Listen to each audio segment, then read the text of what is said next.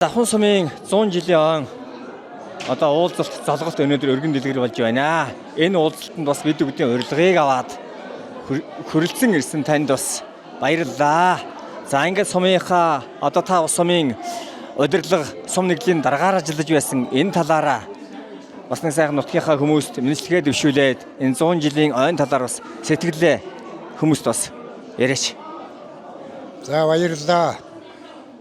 Давхан сумын түүх 100 жилийн ойн их хүндэтгэлийн залгалтанд намайг урьж оролцоосонд хувьсаа болон гэр бүлийнхээ өмнөөс гүн талархал илэрхийлж байна.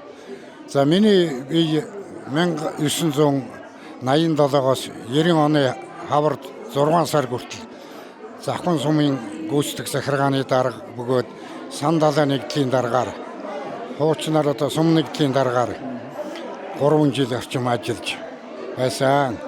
За миний өмнө Пүрвийн Сандан гэж хүн ажиллаж байсан. Одоо хуучин сум нэгдэл гэж байх үед ажиллаж байсан дарга нараас одоо амьд сөрүүн байгаа одоо 2 хүн бол одоо Сандан хүү бит 2 байна.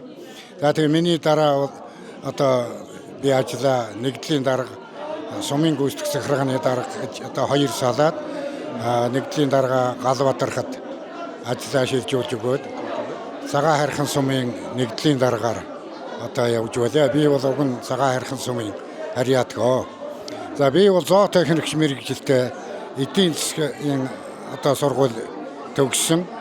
Тэгэхээр Давхан суманд ирээд хамгийн гол нь айргнуур аргадад тэмээний үржлийн ферм байгуулж тэмээг цагаан зүсээр нь одоо халтар мөнгө баяр нарыг ялгаж тэр үед баригатын дараагаар Тангадгуй, Намсраагуй нар ажиллаж Бүгд найрамдах Монгол ард улсын хөдөлмөрийн баатар Санжижуга Шагтар Сүрэн баатар одоо зөвлөх малчнаар ажиллаж ёстой тэр үед одоо нас залуу 30 гаруй хүн настай урд өмнө зүүн говь сум нэгдэлд бас 5 жил сум нэгдлийн дараагаар ажилласан байсан. Тэгээд тэр туршлага чадвартаа бас одоо төшөглөөд ёстой идэх хоол унтах нойроо одоо хасч ажилд одоо зүтгэж байлаа.